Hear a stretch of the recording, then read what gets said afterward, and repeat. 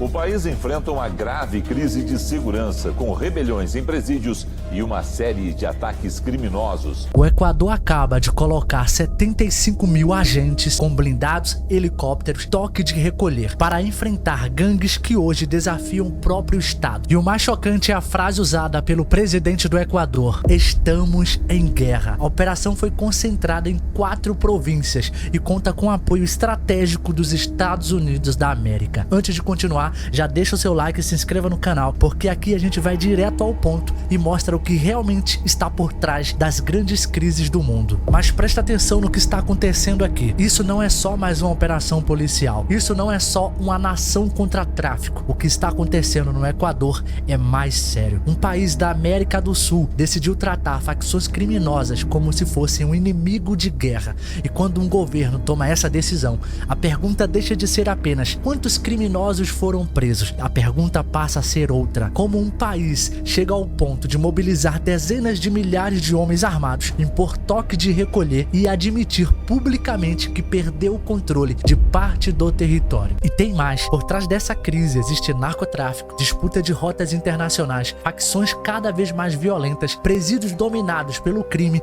e agora uma aproximação cada vez mais clara com os Estados Unidos. Hoje eu vou te mostrar o que de fato aconteceu. Vamos começar pelo que aconteceu agora. A nova operação lançada pelo governo do Equador mobilizou 75 mil agentes entre militares e policiais. O foco está em 4 províncias: Guayas, Los Rios, El Oro e Santo Domingo de Los Cháchilas. Nessas áreas, o governo determinou toque de recolher entre 11 da noite e 5 da manhã.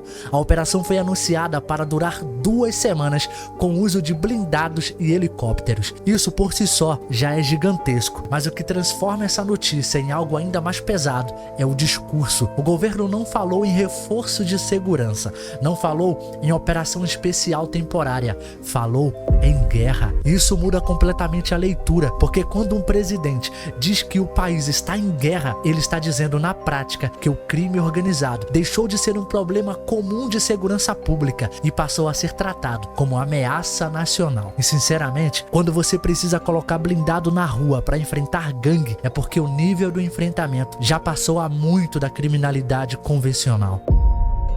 Só que isso não começou hoje. O Equador já vinha mergulhando numa crise violenta. Em janeiro de 2024, o país entrou em choque depois de uma sequência absurda de fatos: rebeliões em presídios, agentes feitos reféns, explosões e talvez a cena mais simbólica de todas: a invasão armada de uma emissora de TV durante uma transmissão ao vivo. A partir dali, o presidente Daniel Noboa decretou conflito armado interno e classificou 22 grupos criminosos como organizações terroristas. E foi o momento em que o Equador fez uma escolha política e militar clara. Parou de dizer estamos combatendo o crime e começou a dizer estamos enfrentando um inimigo armado. Isso é muito forte, porque muda a forma como o Estado reage, muda o tipo de operação, muda o discurso, muda o nível de tolerância da população e muda até a forma como o resto do mundo olha para o país. A verdade é que o Equador deixou de parecer apenas um país em crise de segurança e começou a aparecer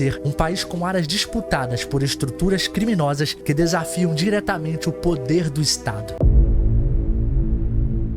Por que justamente o Equador? Porque um país que durante anos não tinha a imagem de centro do caos virou palco de uma guerra desse tamanho. A resposta passa pela geografia e pelo tráfico internacional. O Equador está entre Colômbia e Peru, 2 dos maiores polos de produção de cocaína da região. Com o tempo, o país passou a se tornar uma rota extremamente valiosa para o escoamento de droga, principalmente por meio de portos e corredores logísticos usados para a exportação. A CNN Brasil destacou que o avanço das gangues de contrabando de cocaína espalhadas pela América Latina transformou o Equador em área estratégica para cartéis. A Veja, em sua vez, ainda aponta que cerca de 70% das drogas produzidas por Colômbia e Peru passam por rotas que atravessam o país. E aqui está o ponto decisivo: quem controla a rota não controla só droga, controla dinheiro, controla armas, controla influência, controla corrupção, controla território. Então o Equador foi deixando de ser apenas um lugar de passagem e começou a virar um campo de disputa entre organizações cada vez mais violentas e profissionalizadas. E quando esse tipo de estrutura se fortalece, ela contamina tudo: porto,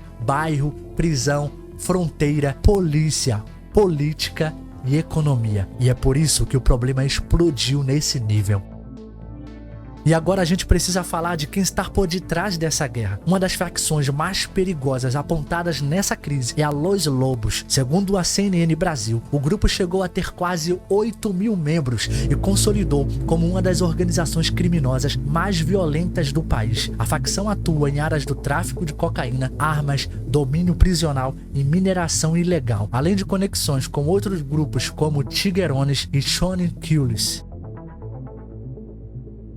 Isso já não parece mais aquela imagem simples de gangue local, de bairro, de rua. Isso parece uma rede criminosa com estrutura, braço armado, logística, alianças e presença territorial. E quando grupos assim passam a operar dentro e fora dos presídios, controlar regiões e desafiar o Estado, o governo reage como? Com polícia comum? É óbvio que não. E é exatamente por isso que o Equador está militarizando a resposta. Só que existe um risco aí. Quando o Estado sobe o nível do confronto, o crime muitas vezes sobe junto. E é aí que a guerra fica ainda mais perigosa. Agora entra uma parte que deixa uma crise ainda maior: os Estados Unidos. Essa aproximação não é teoria de internet. Ela vem sendo construída há algum tempo. Em entrevista destacada pela CNN Brasil, Daniel Noboa afirmou que o Equador gostaria de ter a ajuda dos Estados Unidos na luta contra as gangues, com apoio operacional, monitoramento e cooperação estratégica. A discussão envolvia inclusive a possibilidade de retomada de uma lógica de presença estrangeira ligada à antiga base de Manta. E em março de 2026, a Veja noticiou que militares americanos e equatorianos iniciaram operações conjuntas contra grupos classificados. Isso aqui é fundamental, porque a partir do momento em que Washington entra no jogo, a crise deixa de ser apenas um problema interno do Equador. Ela ganha dimensão continental, ganha leitura geopolítica, ganha impacto regional. E aqui entra outro detalhe importante: Daniel Noboa não está fazendo isso no vácuo. Em 2024, ele venceu um referendo com ampla maioria em medidas ligadas ao endurecimento da segurança,